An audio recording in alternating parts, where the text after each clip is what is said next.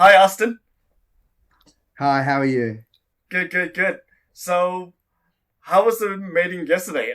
This is part of designing open democracy, and I'm curious to see your take on meeting Hubertus Hopchuk, who helped us a few years ago with presenting about his political efforts in well building a better democracy. So, how do you say this guy's name again? I'm pretty sure I mispronounced but I've described it as Hubertus. How? Herbatus. Yeah, but the Yeah, last it's an name I can't Austrian quite name, pronounce. and he's from the was the Guild Yeah, Guild Party. Yes. of Austria, which tried to do this, which had this thing of open democracy versus liquid democracy. And I thought I was quite convinced by a lot of his arguments. At least I like the idea of he had a sort of a two-tiered system. He had, they said, the open group, which anyone could join and vote in, and then a representative group, which is like a citizen jury selected. And I thought that was quite a graceful system, right? And a part of me at first was like, no, well, we need leadership and we need people to sort of lead the discussion. I feel that there's a role for people like that in society. Um, but that doesn't have to be in the political system itself. That happens over here. There's a public forum, debate, the media, etc., where we have those discussions, and that filters through to these representative groups, which are literally statistically representative in a mathematical sense, not in a rhetorical ideological sense. Yeah. I think I remember making an analogy between, um, proportional representation by using the sand analogy. So yeah, like where if you want to show a good mixing, what you need is you can't just take the scoop of sand on the top. Otherwise, it may just be all blue sand. But instead, you need to mix the whole jar together such that when you take a scoop off the top, it can be more accurately representing the whole jar. So we were talking a bit about statistical representation, and that's I um, mean, it works extremely well, right? Polling is, people love to criticize polls and point out the errors, but if it's very, very rare that polls are wrong by more than 5% or something like that, right? And so when you have, and people say, well, 5% is an election. It's like, yeah, but it also means there's also polling, like there was polling done last year about a basic income, right? And it came back with sort of, I think it was 60%, 59% support and 20% opposed or something like that, right? And even with all the margins of error you like built in, that tells us something that changes our perception about whether there was action, about what public perception is. Like that's one of the big things. Is otherwise we don't know what people think if we just sort of lick our thumb and stick it out the window and say, well, my impression is that everyone's really conservative on this point, right? When you actually ask people, they can surprise you. well, glad to see that you quite enjoyed yesterday's catch up with everybody. Now, I'm really curious as to what's your background and what is this new project that you were telling us about yesterday. Okay, well, my background, how much detail do you want, right? Like, should I start, start at childhood and go from there, or no, or I think they've been more interested in the maybe the past few years and what led you up to creating this new project called the Write In Stone app, if I recall correctly. yeah, well, look, I would like to start at university if that's okay, right? If that might make sense. When I was in Yes, university, that's fine. yeah, when I was in university, I was studying philosophy, and I remember the reason I started studying philosophy was I was really impressed on the open day. One of the philosophy lecturers said, "I'm the only person who's going to say this to you all day. Philosophy, the subject that I teach, is useless. It does not have a direct application, or it might, but that's not why you do it, right? You do philosophy because it's removed from uh, direct application, right? That you're not. It's the place where we say we're not going to game our intellectual system to get a particular result, right? And it's sort of and I thought that was really interesting. So, and I didn't know what I wanted to do, so that got me involved in philosophy, and I was studying that at Macquarie University. And the most interesting thing in my degree was going on student exchange. And I went to Lebanon in 2006, and I was also doing music and just having a real great philosophy college, not too serious kind of time. And then in 2006, while I was there, I'd planned to do a full year of student exchange, and then the agreement between the universities dropped out. So in the second 6 months of the year, which I'd been planning to stay, I didn't have anything to do, and I wasn't sure what I wanted to do, but I decided to stay and just keep studying languages and stay and do a bit of other stuff outside of university. I was considering maybe I'd teach English or something, and then just as soon, a few days after I would have flown home but didn't, the war broke out in 2006 with Hezbollah in the south of Israel and the Israelis, and I was I woke up hungover. Oh, what's your background like? Like where you at Where was I during this at? time? I was in Beirut. I was in a place called Hamra, which is like the place where all the foreigners and students and diplomats hang out. There's I was studying at the Lebanese American University, and where I was living was between that and this place called the American University of Beirut. So this is, I don't want to, this place, it's not just, a tourist trap or anything like that. This was where all of the, a lot of quite interesting and edgy Arab youth from around the world, from around the Arab region were in Beirut. So a lot of the people I was hanging out would be like Jordanians or, Emiratis or whatever, who'd come to study in Lebanon, often quite well off, et cetera, et cetera. But they were connected to the, this is a place of, anyhow, it was an amazing place. And I was having a great time experiencing it in a very personal way, not in as, like going there to try and make a career out of it or anything like that. Then the war broke out and I started writing a blog, and through people in my network who got picked up and put on the front page of the Canberra Times. And I thought, well, maybe if I'm getting published on the front page, maybe that means I should consider journalism as a career, which was a terrible idea. Going into journalism in 2006 as people are just being fired from the industry left, right, and center. But anyhow, it was. So I spent a lot of time as a journalist. I had an agency called Global Radio News, and I would do some cable news reporting through them every now and again. But it was always, sometimes I'd get stuff published, but it was always freelance, always on the edge of stuff. And probably by about 2010, I think I was actually ready to give up with journalism. I was really, it wasn't, because honestly, it was something that I was doing as a sort of holding pattern until I could figure out what was something, a more in-depth, intense intellectual engagement, right? Because in journalism is not generally a place for big ideas.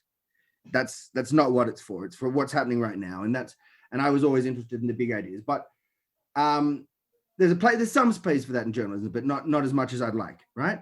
So, but then what I saw happening was the Arab Spring taking off in Cairo, and I thought, well, this is the story of a lifetime. This is something I'd I would never have expected. It took me by shock. I had a much more cynical and depressed pessimistic outlook for the Arab world, and some would say that that's been confirmed, but I don't think. I think we actually learned something else, and we're getting towards the app now because I think people learned the wrong lessons from the Arab Spring, right? I think people learned all the wrong things. I think people got it wrong at the time. So there was this moment.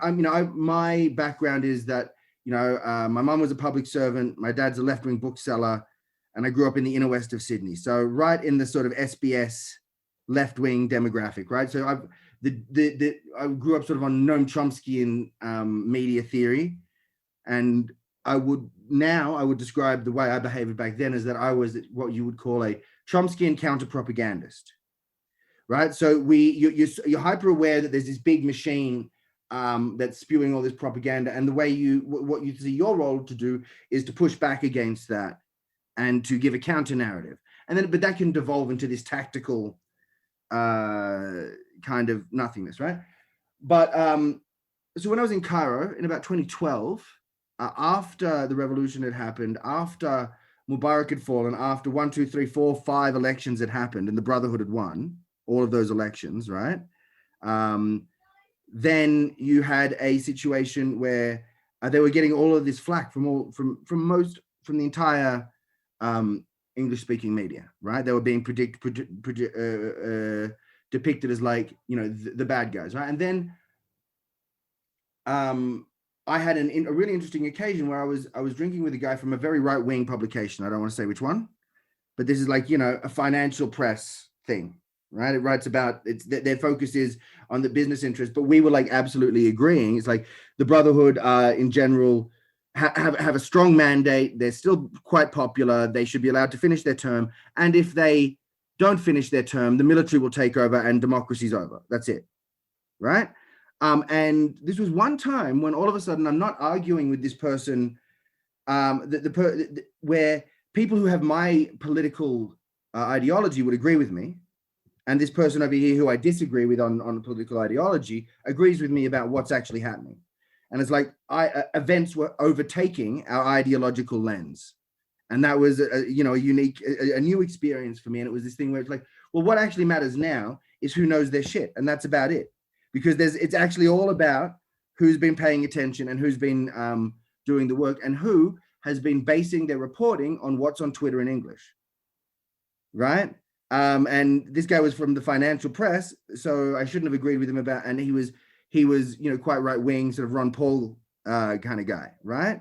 So we wouldn't have agreed about anything. And then I was like, I think that was the seed of it. And then when the coup happened and it was just as bad as everything we thought it would be, it became inefficient and insufficient for me to keep just writing blogs and, you know, trying to do that, you know, be this one little voice, you know, shouting into this stadium of other people who are also shouting. So the idea started building up, I imagine. Yeah, exactly. And so this is the background. This is when we decided, first thing we decided was we'll try and do transparent journalism by founding a new magazine, a new online magazine. And we teamed up with a bunch of other journalists to make this content and make the content transparent, so we would show people how it had been created.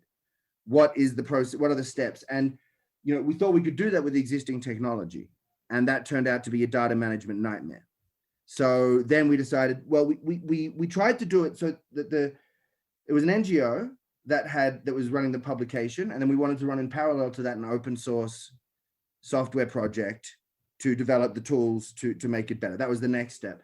And then we just didn't get tracked any engineers and no one worked on the thing. So at some stage I said, well, screw this. I'm just going to make software. I'll stop being creative about everything and just be creative about the product, and set up and in 2017 founded the company, which only just now, you know, nearly 4 years later, has released a product that we think is almost ready for commercial applications. So that's the story. Pardon me for maybe longer than you wanted.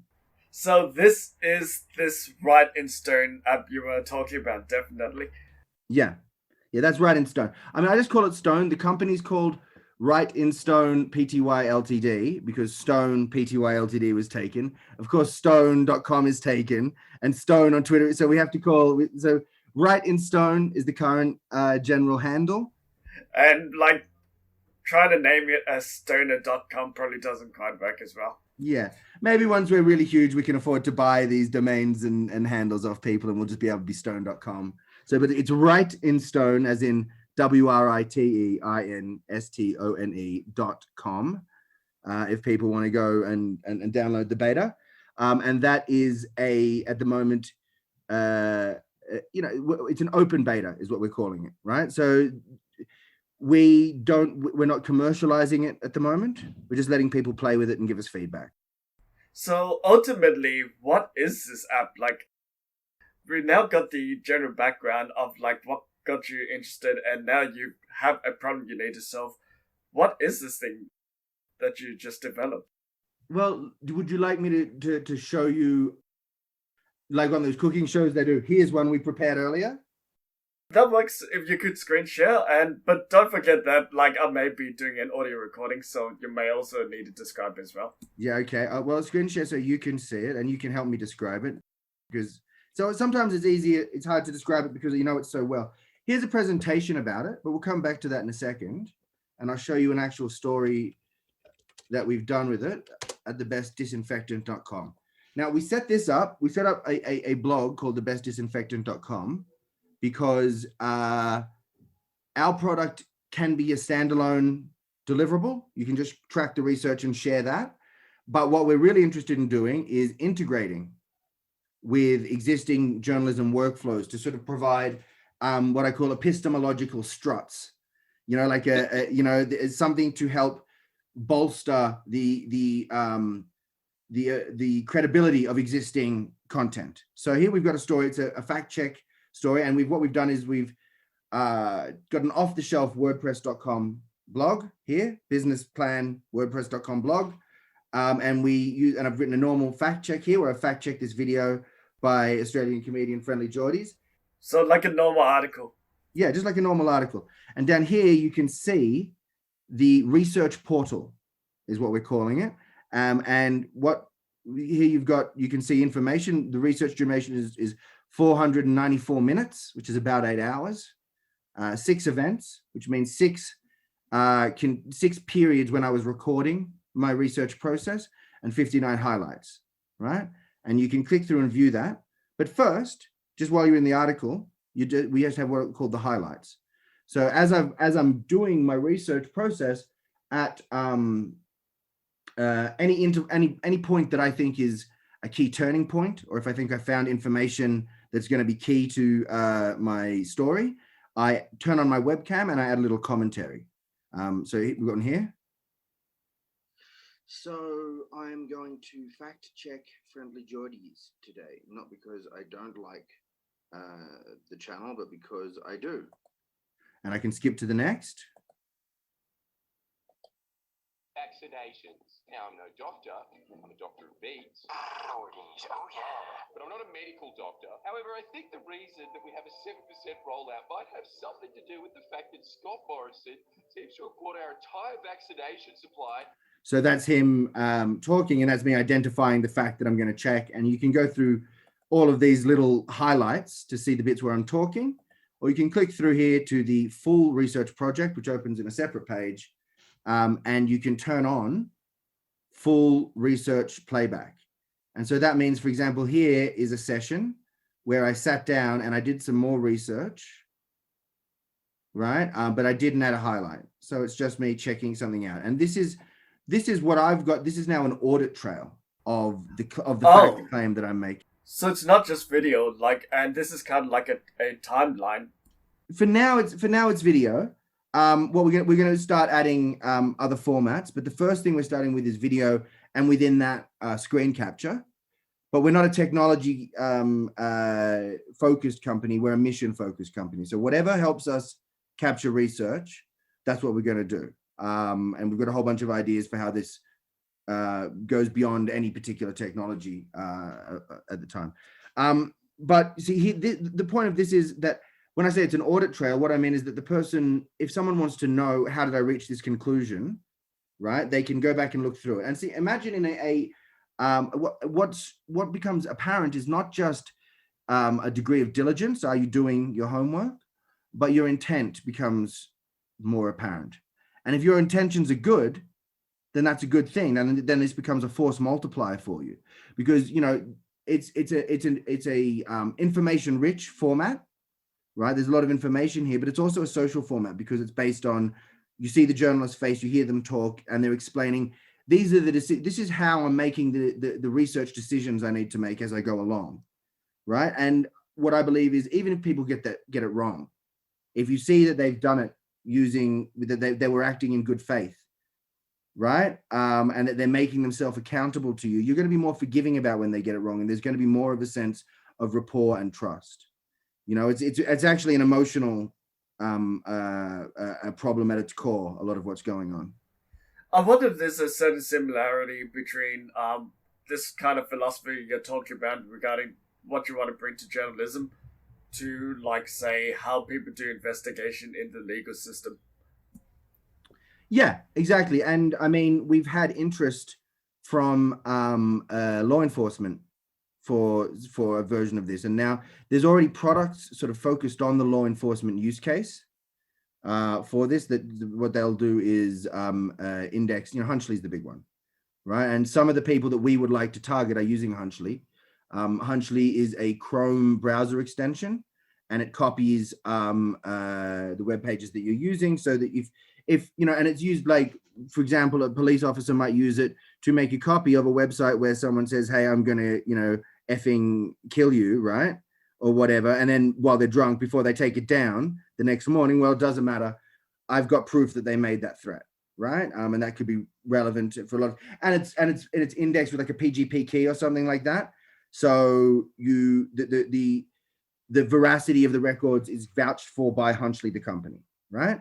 So that's what that is, and that's the most similar product on the market. Now, I don't think people who are using Hunchley should stop using Hunchley and use us. I think they should keep using Hunchley and show everybody else how to use Hunchley using us, right? That's what I want. I want to be a force multiplier for all the existing tools, right? To be a delivery system so that people can show each other how to use these tools effectively, just as part of the ordinary workflow, rather than in separate tutorials or whatever, right?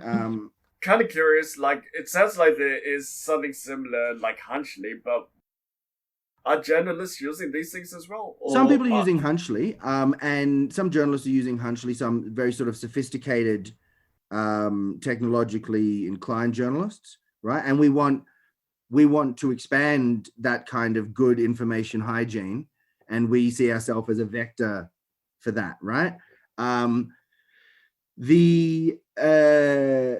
But that's not public facing.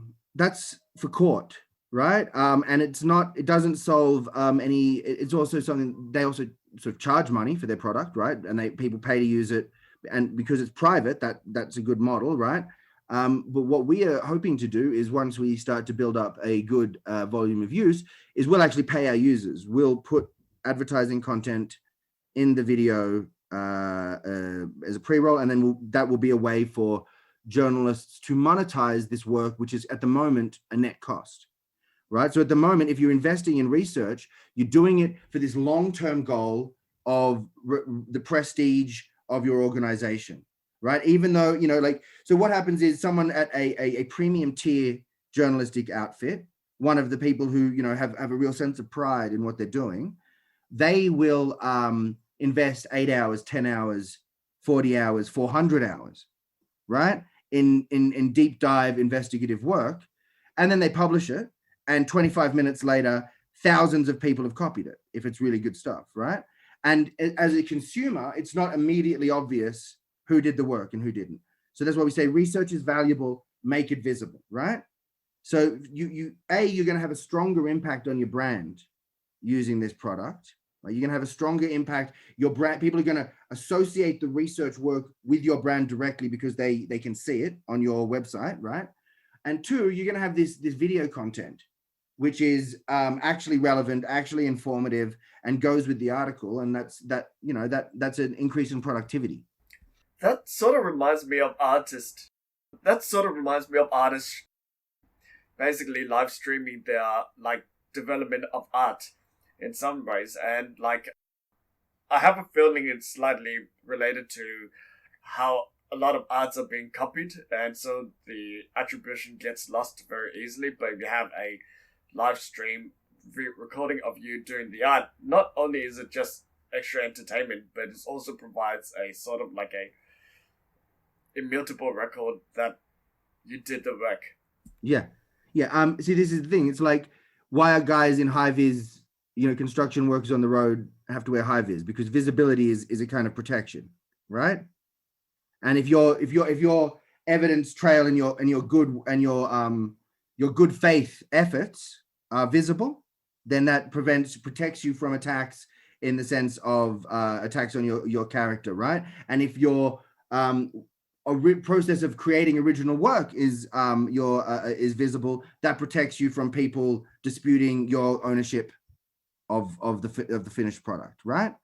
And there's a kind of openness and reflexivity to it that is not what we're doing. Is actually bringing things that have happened in other places to journalism, right? So Twitch has already got screen capture, you know, porn has already got webcams, right? Like, and that's what happens. These and you know, you're talking about in art, right?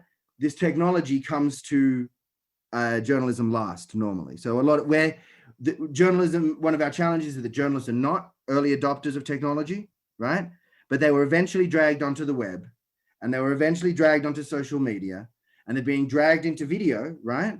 And we're both part of that thing where they're being dragged into video, and that morphing into something else where they're dragged into this kind of, hyper transparent accountability. Not in every situation. Sometimes you need secrecy, but when you don't need secrecy, you shouldn't default to it. If your job is to engage with the public and convince them of things, not just tell them things, but show them the respect of convincing them and presenting the evidence. Is there a certain conservatism inherent in the industry which is causing them to lag behind in adoption or evolution? Because in some ways, people feel like that media or journalism is they're not really keeping up with the times, and this is what you're probably trying to address. But I'm kind of curious as to have you been talking to your journalistic community, which you're part of, and have any insight as to why this is the case, if it's the case? Yeah, I don't want to try and characterize the journalism community broadly, because it's a very complicated question, and I haven't been that much in touch with the journalistic community for a while now, right? So first, when we well, one thing that happened is I was most of my journalism work was either in the Middle East or New South Wales, right? And then in 2013, when I left Egypt, I didn't come home. I went to Ecuador, and so everyone told me it was a bad idea as a journalist, because what happens is the world pages is 2% of coverage or something like that, and then 80% of that's the Middle East, and the rest is America, actually, or Europe, right? And so it's really difficult to get stuff published from Latin America, and so that was the beginning of it. I mean, I was still sort of doing some work, but then we started on this project, and I've kind of, I haven't really been in the loop with journalists for a long time, and it's a rapidly changing landscape. My impression is that you've really got to think in generations, right? And so there's this boomer generation who are quite conservative and the hardest to work with. Then there's, our generation, the 90s boomers, is what the kids are calling us now. And I think they're onto something, the more I pay attention. But, I'll show you another use case that we've got. Do I have it here? No, hold on a sec. Let me see if I can pull it up, because yes, here we go. Oh yeah, I've heard. Yeah, you have a new client. Yes, well, hopefully this is patient zero, because we built a version, we had some journalists use it, and then it essentially wasn't quite good enough, right? And there was technical, sort of deep, boring code reasons for that, and we had to take it all apart and rebuild it. And we've done that now. So this is our open beta that's only been online a few weeks, and this is sort of our the first person outside our sort of immediate clique of friends and friends and people who are actually in the company to give it a what I would call a load-bearing test, where they're actually trying to tell a story with it. And this is Scott Stedman, who runs a place called the Forensic News, which shows, I'll pull them up actually, Forensic News. Yeah. Right, and they've got these three principles. Hold on, it's struggling with Zoom. Forensic News, modern investigative journalism. And let's go to about. There's evidence is key. Articles are always free. Clicks should not equal profit, right? There's a free press dies behind paywalls, but this evidence is key, and this sort of emphasis on being public facing. It shows that there's a similar ethos that other people are thinking. People are thinking along the same lines as us, and they're younger people. They're, this guy's, I'm not sure how old he is, but he's definitely a lot younger than me. And he's he's doing really well in terms of already doing great work, which is heavily research driven, and we can unlock that and help him stand out and show that and help emphasize his points of difference. Like I said before, the word is force multiplier. And we're a force multiplier for this research work he's doing right here, which otherwise would have been, 155 minutes of it, which otherwise would have been only spoken of, not seen directly by the end user. Well, we definitely need more people like asking the fundamental question of like, can we trust what we see or read? So, well, I mean, I think people are asking that question, and that's a good thing. And that it's had the bad consequence because there's this transition to a new set of norms, which hasn't happened yet. And it's actually a good thing that because the New York Times said so is no longer good enough, right? Or because Twitter said so is no longer good enough, right? I mean, I don't know to what extent it ever was considered good enough, but we shouldn't have this, idealization of the old system. But there's something I'll say about that is that the old system was described well by Chomsky. He says, you've got it's sort of a goalposts system where you have someone who marks the leftward boundary. So say Bernie Sanders marks the leftward boundary of acceptable public discourse, and that's further left than it was a little while ago. And on the right, you've got, I don't know, somebody else who marks the furthest right point of public discourse. And what's between those 2 points is reasonable debate. And what's agreed on by the people between those 2 points is an established consensus, right? And that was the model, and there were a lot of problems with that model. Now we've got a model where there are no goalposts and there is no consensus and everything's falling apart. And that's not great either, right? That's also, and that's actually very useful to bad actors, to authoritarians and criminals and, cynical bad faith actors. The more, like Littlefinger in Game of Thrones says, chaos is a ladder, right? So this is a way to try and bring order to that chaos without reestablishing institutional control and without saying, okay, what we're going to do is we're going to have a bunch of experts say this is real and that's not real. And you, Joe Schmo at home, you listen to what you're told and you don't, think you know better than your betters, right? That's an intellectually bankrupt position. So the answer is more openness and more engagement. Actually, this is a great time to jump to my little presentation. Do you mind? Yeah, go ahead. So this is a presentation I'm working on. You can consider this a sneak preview, right? Called Knowledge Quality and the Public Sphere. So you can imagine that this is the old way of doing things. You have on the left here the subject matter. I beg your pardon. The subject matter, which is the actual story, the real world, right? And you have a cone of information that extends away from that, and the further you are from the events, the less information you have. And at the other end is the general public, right? And from coming away from the general public is an attention cone. So, and where those two cones intersect, where attention and information meet, that's what I'm calling public knowledge, right? And at the center of that is journalism. This is the olden days. This is how it worked in 1989, right? Or maybe even earlier, I don't care. But look, now what would happened is social media's come into the picture, and that's moved the center of gravity of the system. It's moved the center of activity in the direction of the general public, right? And that's probably mostly a good thing. But there are issues with it, right? One of the things that's happened, and there's been all there's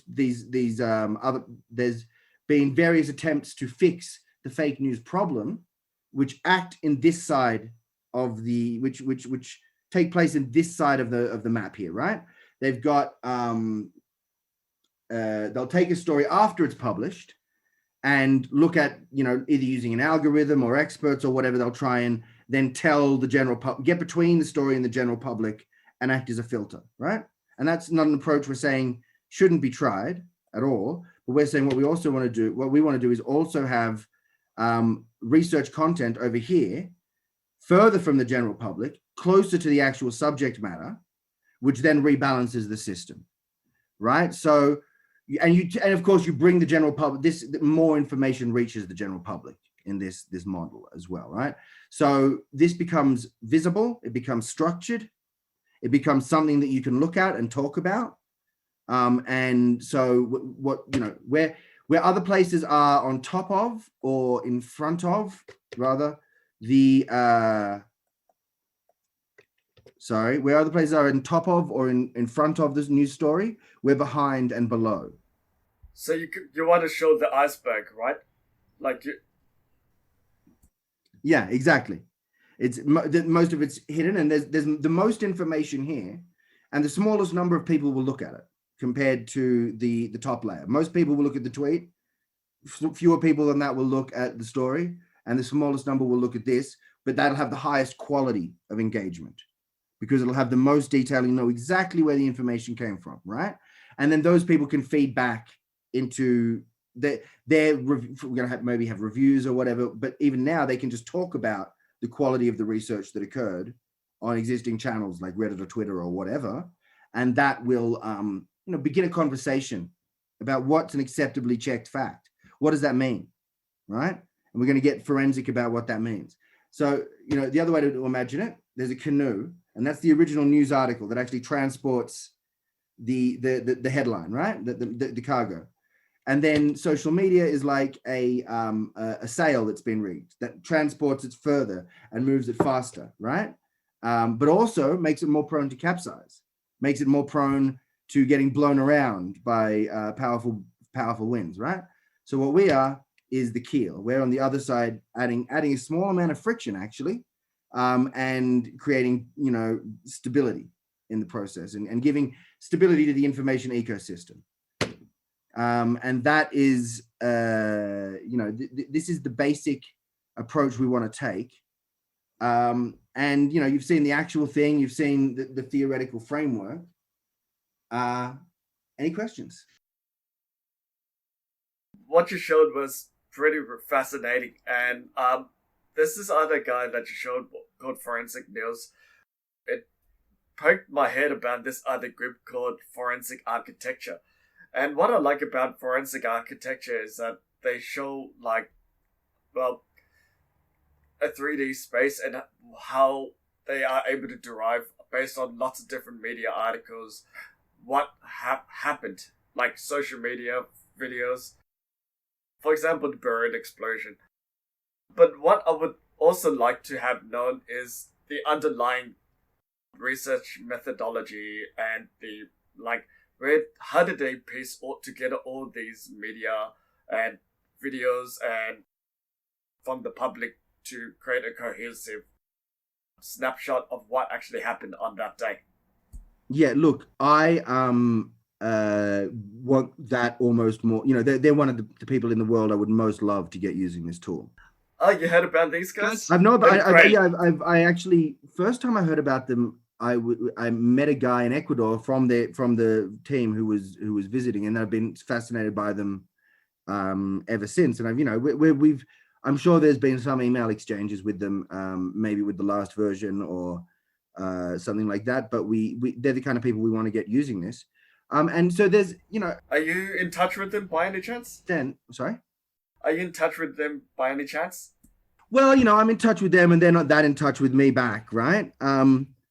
It's a bit like, it's a big change that we're asking people to embrace here, right? And it's about finding who's going to be that first person on the dance floor. And it's literally just today with this new version that we've had Scott, our first person, you know, get on the dance floor.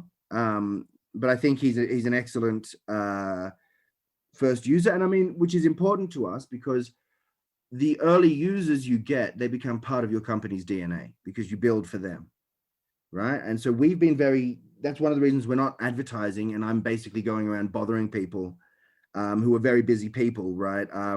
Saying, hey, please look at my app. I think it's going to change the world. And they're like, yeah, cool story, bro, right? But I think it's going to be like pushing a boulder off a hill, right?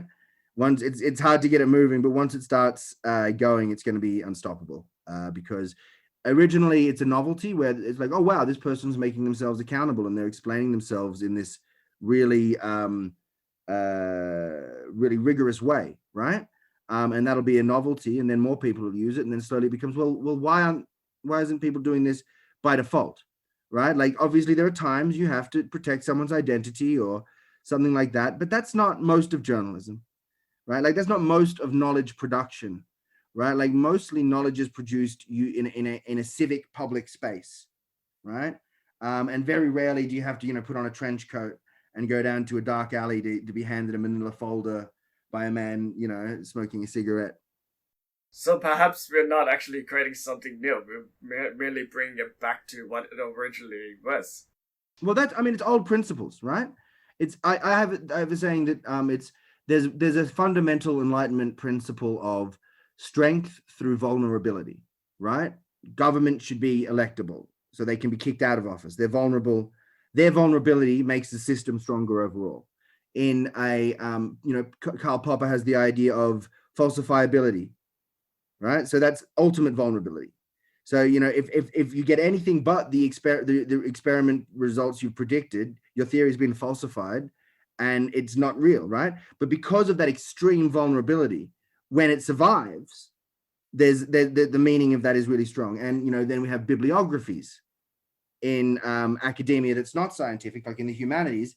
And that's about making it easier to check if you're lying, right? But I tell you what, I'm quoting this guy, and it's on this page of this year's edition of the book, right? So you can go find the edition and look and say, no, he didn't say that. He said something else, or she, or whatever, right?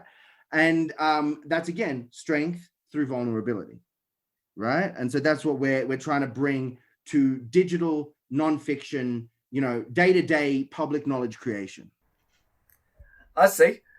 Well, this also reminds me of like you remembered about a few years ago where the idea of putting cameras on police body cameras were absolutely controversial, and some of the arguments I've heard by the police is, what if I need to bring it to the toilet? So you could go on from there. Yeah, well, we have a pause button, right? And it's not quite like a body cam on a cop, because it's not this sort of, and it's not like an external surveillance system. It's not like a camera that's watching a factory worker to make sure they don't, pee in a bottle either, right? You turn it on and you turn it off. There may be that we're concerned, and we want to balance against this concern that it might be used to overwork people, right? To say, well, in 12 hours you've got to produce 10 hours and 11 hours and 59 minutes of research content, and we're going to try and build in some ergonomic digital ergonomics. Oh, did you remember about, was it New York Times where they wanted to put a sensor under the desk to check for presence of journalists on the desk? Wow. Yeah, no, we're not. I can't remember whether it was New York Times or something, but it was like an outcry by the journalist because you could potentially use that data to figure out. Yeah. So, but what we're trying to say, look, we are at the moment, one of the values we're calculating is the time spent by the journalist. That's basically the only value we're adding, right? Next, we want to do ratings, and then we want to try and build slowly a sort of matrix of values. Like you have all these values about the weather. You have the temperature and the humidity and the barometric pressure or whatever it is. And once you have those multiple variables, you can start to make, and then you've got this data, you can start to do all kinds of things, right? And we've got to start somewhere. And this was the easiest one. It still becomes quite a challenge to define. Okay, so what counts as research, as time spent researching? So, for example, the highlights, when someone's talking, we've recently decided that, no, we're not going to count them as research time. When your mouth's moving, you're not researching, right? You're doing something else. You're then on the side where you're outputting, and what we're measuring is the input of information that you took, right? And of course, we're trying to streamline that inputting and outputting of information as well. So you can, as you're going, you can output little, these little research notes. Which are like tabs, in a binder. But in terms of, building that matrix of values, we don't even know what all of them are going to be yet. As we start to do stuff, we'll have more of an observable community to see what is it that actually differentiates people, and where what's something that's interesting and worth measuring. I see. Well, thank you very much. I think we covered practically like the whole concept of Write In Stone, and it's really fascinating. And I certainly hope it gets explored more and catches on with its own merit as well. Thank you very much. It's been a pleasure. Is there anything you want to? Is there anything you would like to like? Well, I mean, you know, the people audience- should go to www.writeinstone.com and play with it. If you're in the realm of trying to convince people of the facts, right? You know, here's how I'll say it. We're actually the anti-Twitter, and we're not against Twitter. They've got a place in the ecosystem. When you want to be, you know, fast and flippant and fun, you go to Twitter. And when you want to take your time and get it right, you use Stone. And it's a product that I think we've been hacking away at this for a while, and our product has gotten better. And you know, the environment is evolving too, and I think the market is ready for this tool now. After all of this stuff, right? You know, after Trump and the coronavirus, and it just keeps getting worse. We struggle as a society, as a global society, to agree on what's true, and that's really dangerous. And I think our approach, other people want to build walls, right? They want to build walls and they want to build a fortress, and inside that fortress, you know, legacy journalism can starve to death slowly, right? Whereas what we want to do is build windows, not walls, and let people in and let people see what's going on. But you know what? That's also going to let in some sunlight. And that's going to have, you know, the people who are now subject to scrutiny are going to have to behave a little bit better. And both that, you know, and that's how you can see people, you know, this rift between the audience and journalists can be healed. And how ultimately rebuild the trust between the audience and the journalist, so that the journalist can trust the public and the public can trust the journalist. So exactly. And from there, then we can hopefully start to have more intelligent conversations that don't just go in circles of rage, you know? Thank you very much. And also thanks a lot for like showing your project to both Designing Open Democracy and this upcoming innovation Trademarked. So Okay, yeah. thanks a lot. All right, great to speak. All right, You bye. too. See See ya. ya.